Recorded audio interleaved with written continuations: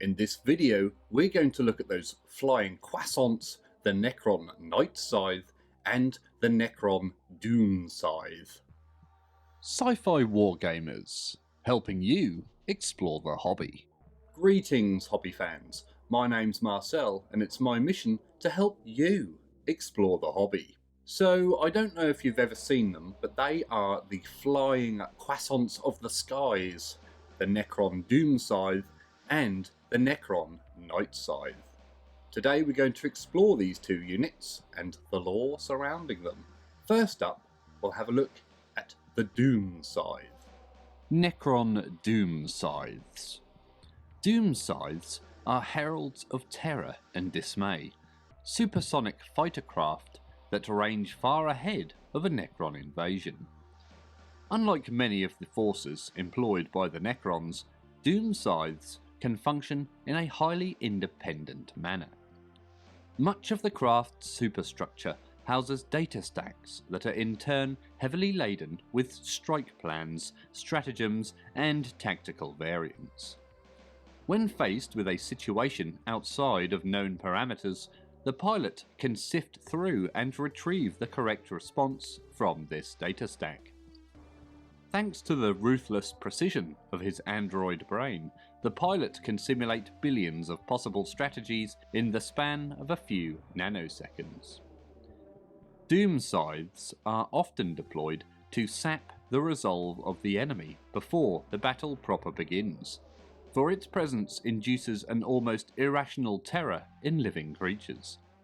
The Doom Scythe's primary propulsion system is a scaled up and augmented version of the dimensional repulsor drive employed on tomb blades.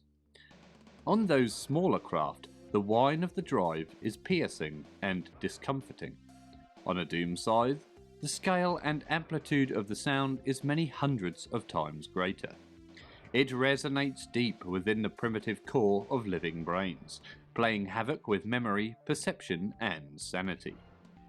Victims collapse into catatonia, slump into slack-jawed vacuity, and suffer hallucinations of their dead comrades returned to worm-eaten life.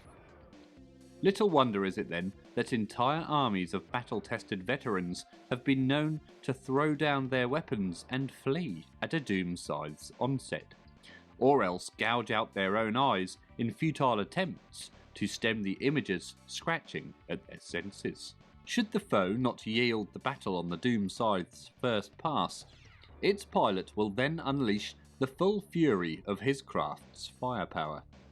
Tesla destructors explode into life, raking the battlefield with arcs of eldritch lightning, instantly incinerating any infantry not cowering in cover.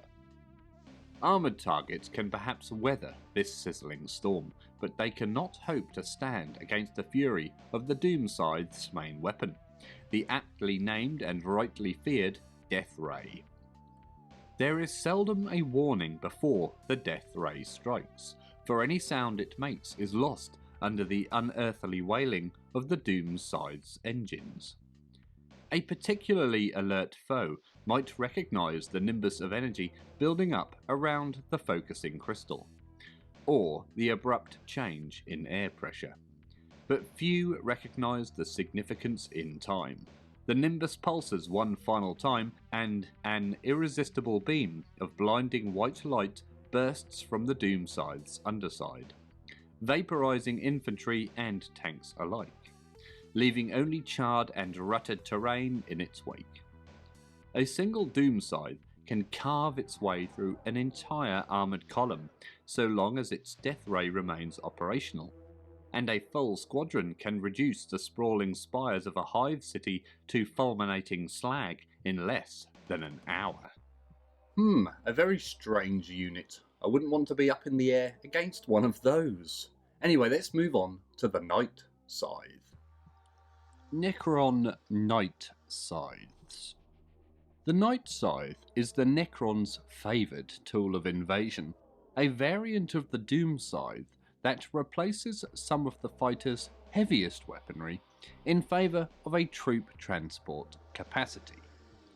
This is not to say that the Night Scythe is in any way defenceless, quite the opposite. With its turret-mounted Tesla destructor and the nerve-shredding shriek of its engines, the Night Scythe is still a formidable fighter craft in its own right. Should a Pharaon wish to reach out his hand and reclaim one of the sundered planets, his first wave of attack inevitably includes a fleet of Night Scythes.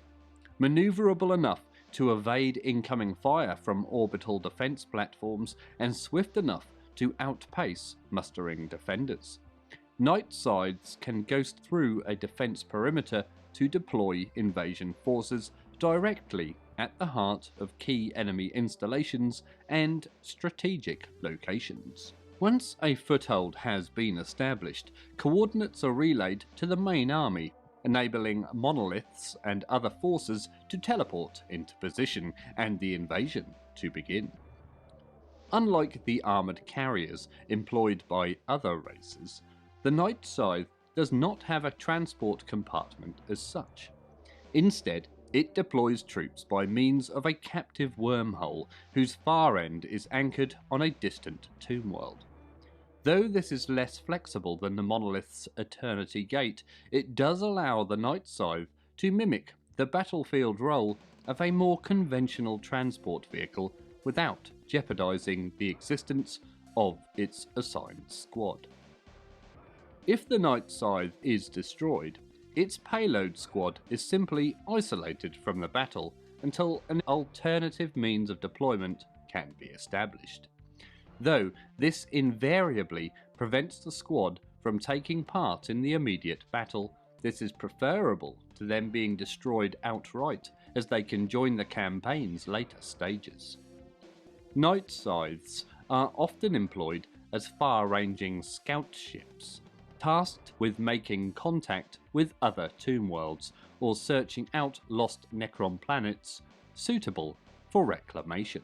On worlds where the interlopers are either few in number or primitive in nature, the Night Scythe spearheads a ruthless subjugation. On worlds where other life forms have taken strong root, the pilot of the Night Scythe clandestinely performs probes and biopsies of the inhabitants, preying on isolated settlements or convoys whilst it searches for clues that will identify the inhabiting race's suitability for apotheosis. Such tests are long and exhaustive, and the pilot is often forced to dissect entire townships in order to harvest sufficient data. On a particularly promising planet, the Night Scythe's pilot may go so far as to transport living samples back to its tomb world for further inspection by cryptex. Most such subjects do not survive the scientific method, but are instead stripped down molecule by molecule and neuron by neuron. A few abductees are returned to their homes, but even these are implanted with mind shackle scarabs or other control mechanisms to enable them to function as unsuspecting spies and saboteurs who will pave the way for imminent invasion. So that's what's been stealing my dogs lately, the Night Scythe. I'll keep an eye out for those in future. So of the two flying Croissants, I keep calling them that, the two flying Necron units, which of the two do you think is the better unit? And which do you think is the cooler unit? I myself will probably go with the Night Scythe. If you want to see more Necron lore, you can click the playlist up here somewhere. Please don't forget to like and subscribe. You can even support the channel on Patreon, the link to which is in the description below. As always, thank you very much for watching, and always remember to drill your barrels.